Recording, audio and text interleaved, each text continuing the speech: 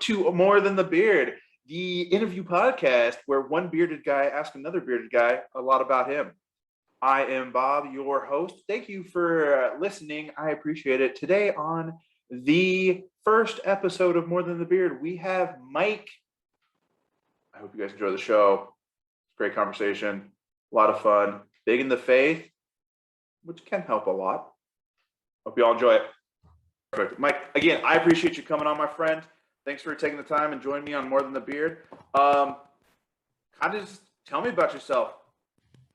Well, I'm 66 years old and now unemployed. I lost my job from the COVID. Oh, no. And I was with them for 11 and a half years, and I was in tourism. So I lost my job. I've been on unemployment ever since and searching for some work. But when you get a little bit older, sometimes it's a little bit rough. I do collect Social Security, so that's a help. My wife, she's been working full time all through this. So financially, we've been blessed and we're doing okay. So that's a good thing. That's good.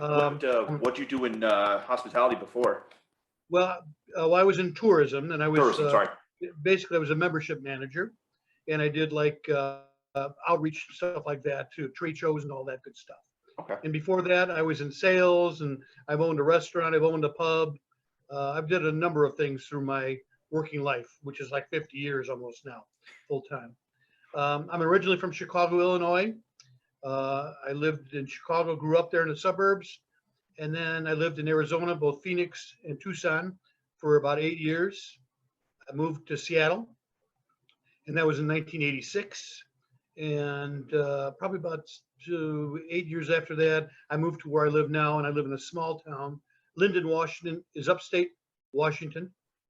And I'm only living like 5 miles from the Canadian border. So real close up north. Nice. Okay, awesome. What was your of your working history? What was your favorite job / thing that you owned? Or well, tourism was fun. You know, I got to meet a lot of nice folks, and I got to promote our area. That's one of the things in life, I think, that God gives everyone special gifts. And for a number of years, I always wondered what mine was, and I couldn't quite nail it down. And then I thought, well, I'm an encourager and also a promoter. And that's kind of what helped me when I was in this profession of sales. And I like people. I like to make them feel welcome. In fact, at my church now, I'm a greeter on Sunday mornings at both services, welcoming the people to come into church.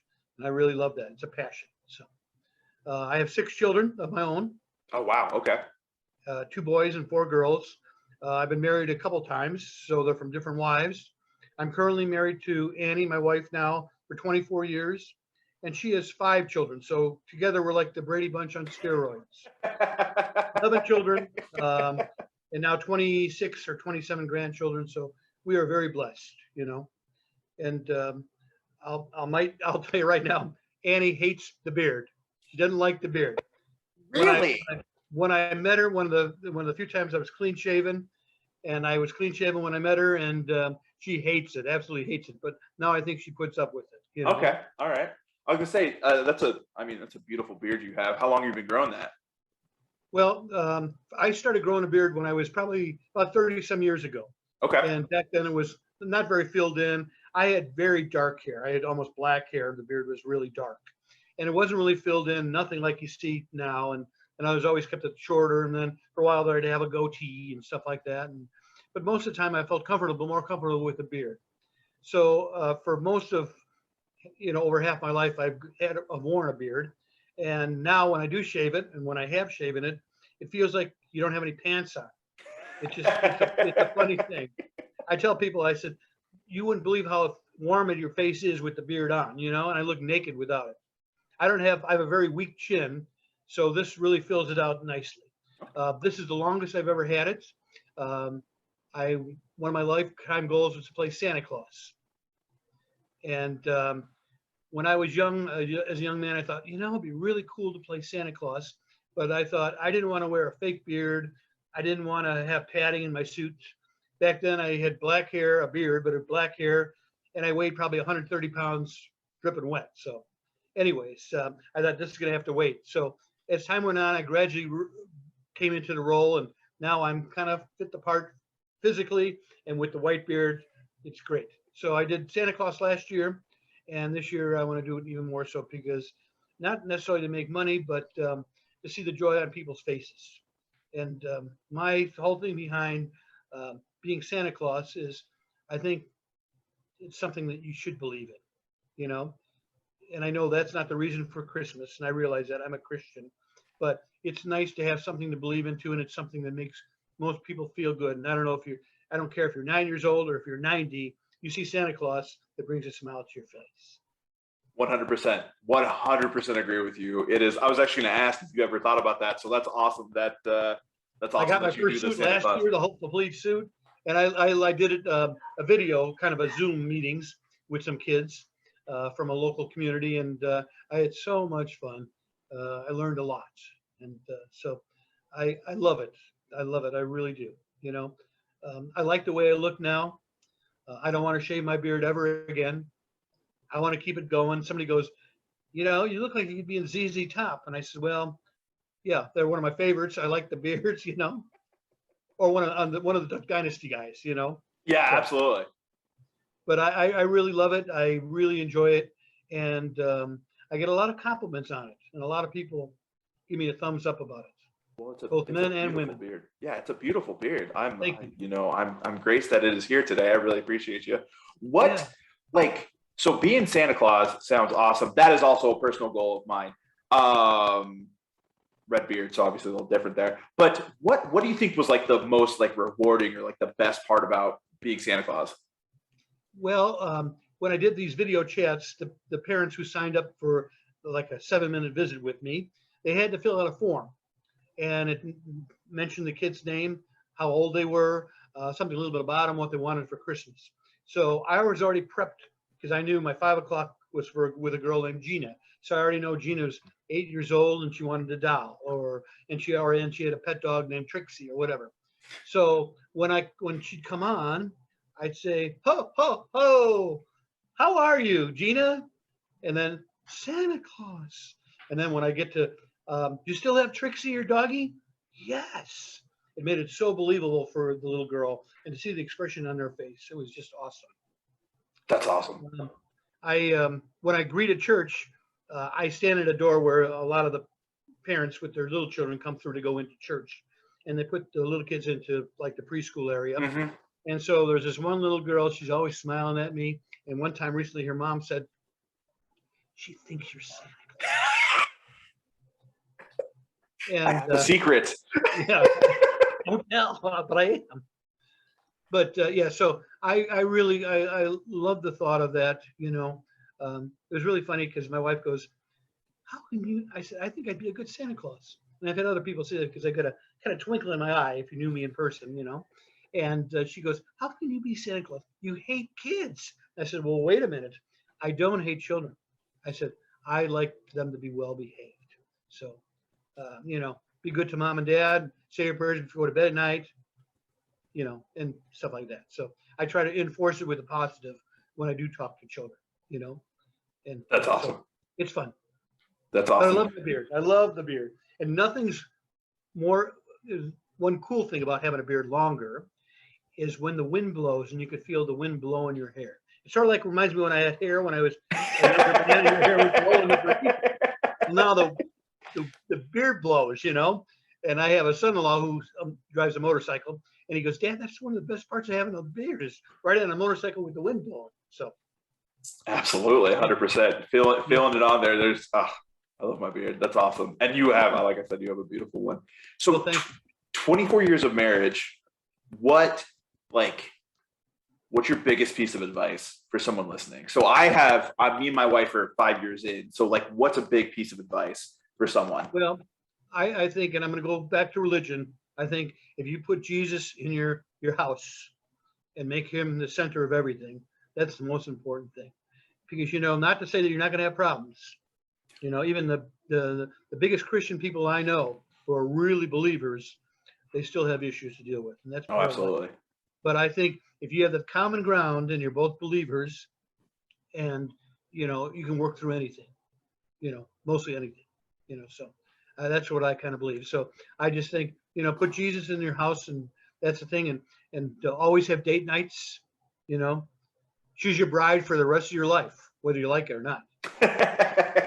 You know, Sometimes whether she likes it or not too, right? that's true. But your wife probably likes your beard, so She does. She loves it. She thankfully she met me when she was clean shaven, exactly, and then when I started to grow it, she's like, no, it's better with it. So it's definitely. I have to tell you a funny story about having it and not having it. I had it for a number of years and it was dark, and I had 3 little girls in Arizona, and their mom and I were divorced. And my youngest girl, she never saw me without a beard, and she was about 8 or 9 when I shaved it the first time that she'd ever saw me with it shaved. She looked at me. She started crying. She goes, "Daddy, that's not you. Oh You gotta grow it no. back. You gotta grow it back." So I said, "Okay, Denise, Niecy, we call her." I said, "Daddy, I'll start tomorrow growing it back." She goes, "I just don't like you without the beard." So, Yeah. anyways, So yeah, at that point, I just had a beard for the rest of my life because that's exactly. it's the daughter. Exactly. It's the daughter said so. So, anyways, That's awesome. Well, what's the biggest piece of advice that you've ever been given, or like one that sticks with you that you really always think back to, whether it's parenting or marriage or just general life? Obviously, it sounded like you've had a full career up until COVID. So what's one big piece of advice? there's so many. There are so many. I just my own personal thing, and I think no matter if you're a believer or not, is just if you're a man, I say every day try to be a better guy. By the end of the day, consider yourself a better man and be a man. Mm-hmm. And I think that's another reason why I like the beard. God made us with a beard. That's in His own image and likeness. Mm-hmm. So I'm picturing God has a beard myself. Okay, He's not clean shaven, and so He gave it to us for a reason. And I just I don't know. I've been given a lot of advice. Never wear your hat inside. You know, my uncle told me one time when I was a little boy, I'd come in the house and he was over visiting my mom, and I had my baseball cap on, come in from playing. He said, "Take off your hat." I'm looking at him like, "What?" And he goes, "The only people that ever wear hats inside are ladies and Jewish men." And that was in the 1960s, and I'll never forget that. But ladies used to wear hats all the time, and I never saw guys wear hats inside except Jewish men with a yarmulke on. Mm-hmm. So that's kind of one thing my uncle had always impressed me inside.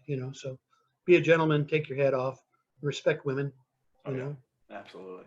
It sounds like faith plays a big part in your life. Even more so now. Bob, let me tell you something. I tell people who've known me for 30, 35 years, 40 years, and I was always a likable guy. People like me in general, just the way I was. And I was terrible inside. I was not a good man. And I'll be honest with you. And I can say that. I was not a good man. I hurt a lot of people. And, I tell people when I run into them, I says, "You know something? If you liked me 30 years ago, you're going to love me now." The reason being is because where I've come, and what I believe and stuff like that. And I just I'm more patriotic now, and anyways, I won't go political on us, but Appreciate that. That's just a crazy minefield that. we don't want to go there. It's insane, but okay, but I just pray for our country. That's what I want the best for everybody. I feel like everyone, just in general, I feel like that's a unifying factor that could be such a big, just for the wisdom to do whatever it is, do it correctly or make the right decisions or better estimates or whatever it is. So, okay, well, I know I'm a huge faith guy, so that's really funny and that's awesome that plays. I feel like it's once you get involved and so you said you had 11? No, you said you had combined 11 kids. Yes, I have 6 of my own, 5 set. Okay, who's your favorite? Oh, you don't really have a favorite. I can't say that. Some I feel more close to. A couple I don't really understand still, and they're 40 years old. I have one daughter. I said I love her the most. She's my second daughter. I love her so much, but I could never understand her even when she was a little girl. I still don't quite get the way she operates. My firstborn daughter, She was always a daddy's girl. I saw her birth, and she's always been. It's like a breath of fresh air when I talk to her, you know, and she loves me unconditionally. And I think that's a lot of times, that thing about having a mom. You know, your mom might not always like what you do, but she loves you no matter what. Mm-hmm. Someone once told me, your mom is the best friend a boy ever had. And I can believe that. Yeah, absolutely. Makes sense. Especially if you had a good mom, and I was blessed with a good mom. Yeah, exactly. You want to have someone who's there and present, tries or just, does their best. And that's all anyone can I ask think for, I like right? all my 6 children for different reasons. Okay, there we go. That's a great answer. I'm very blessed. You can't really pick one, that's it. So. Great answer. Great answer. Are you a big reader or are you more of like Oh, a I television love to guy? read. Okay. I love to read. I love history. I read a lot of biographies. I love history, American history, any kind of history. I love geography, and stuff like that. So I do read quite a bit. I've got like 2 or 3 books going right now. My wife complains, like, finish one and move along, What are you reading right now? What am I reading right now? I just finished Killing the Mob, a Bill O'Reilly book, which was very interesting, especially coming from Chicago because a lot of the outfit was based there, Mm-hmm. so it was a very easy read. I've got Jesse Waters' new book out that just came out, and I'm reading that. Just started doing that. I read the Bible every night, and then also I'm reading something about it ties the 100 Bible or things in the Bible, verses in the Bible that shaped American history. Ooh, And interesting. It's very, very interesting. And it's a short little passage, and it'll tell stories in American history that you may not know about how desperate it was for George Washington at that time, and how they didn't have anything, his troops, and there was little passages that he believed in, and he shared them with his troops, and that kind of helped motivate him. So Interesting. That's interesting. That'll be a fun little read that I'll have to look up. What's your favorite? So since you're a reader, what's your other than the Bible, what's your favorite book of all time? Or what's the one you always recommend? 1421, the year China discovered America, is really an interesting read. Okay. This guy put together this theory that the Chinese sailed basically around the world in around 1400, in 1421. And they'd have these boats that were huge junks, but they'd go out with 300 ships. Mm-hmm. And they'd bring soldiers in one, they'd bring their horses in another. They had all military with them. They had actually livestock on board, which was basically it's just a fascinating book, how they went and sailed all over. And actually they came to America and had remnants because they sailed up the Mississippi. So it was one of the things they did. So that was a really, really good book. And that was 1421? Yeah. Okay. Yeah. Interesting. I'll email you these 2 titles I just told you so you can. Yeah, no, absolutely. I'll make sure to put them in the notes so everyone. Are you a history guy too yourself? I'm a decent reader. I'm not a big history reader. I'm a lot more personal development guy. So my book, the number 1 book I recommend to everyone is Atomic Habits, just because that changed my life in terms of working out and just being better and being a better reader. So that's the big book I recommend to everybody. But that's a lot, but it's a little bit more boring than I have a friend who reads 30 books a month, but they're space and all over the place. So whenever we compare notes, it's always my books are a lot more boring than yours are. So I like an easy read. I don't want to have to think a lot, Yeah, exactly. Those are always good. There's always a place for those too, because it's entertainment, it's not. And I'm also excited. I played guitar for over 50 years. Ooh, okay. Talk to me a little bit about that. How'd you get started playing guitar? I've always loved music. The first concert I ever went to, I saw the Beatles in 1966, and I was only 11 years old. Oh, wow. So I was a big Beatle fan, so that made a big impression on my life. And so I started playing guitar, and I had a couple bands in high school, and stopped for a while, and then started back up again. We kept, for fun. Okay, so awesome. I haven't played much lately, but I kind of miss it. So I ordered myself a new guitar. Nice. And can't wait to get it. So that's a good thing. So I learned there's a debate apparently. If you have certain certain guitar? So are you an electric or an acoustic guy? Well, now acoustic. Okay. I used to play well, I used to always have both, but more of electric, and I played bass in the band and stuff like that. So Okay. And I just learned apparently there's like a Fender and then there's another type, and apparently it's either one or the other, and the other person is always wrong on the reasons why they love them. So well, Gibson is another well-known, Gibson and a Fender. yeah, Either a Strat or a Les Paul, I think, are two that are probably one or the other people love. For different reasons. So. yeah, interesting. So music, huh? You got to be a Santa. It's got to be a musical Santa. That'd be a fun. True. And also, I'm a wedding officiant, which is really cool, which is something I like to do, for a side business. And I said, it wouldn't be something you put an ad on. How would you like to be married by Santa Claus this year at Christmas time and have a Santa wedding? Elvis marries people in Las Vegas. Why not Santa Claus? That'd be a great idea. Yeah, a little bit unique, a little bit different. Not to come in the suit and, I mean, I feel like there are definitely people that would do it though, because yeah. That's I mean, there are people who, I'm a big Christmas fan, so I know that. Oh yeah, that'd be crazy. Yeah. So, anyways, that's a little bit about me. I sometimes I think I live a very boring life, in some ways. I'm content to be at home. I like to garden. Where I live in upstate Washington, we grow a lot of raspberries and berries. So Okay.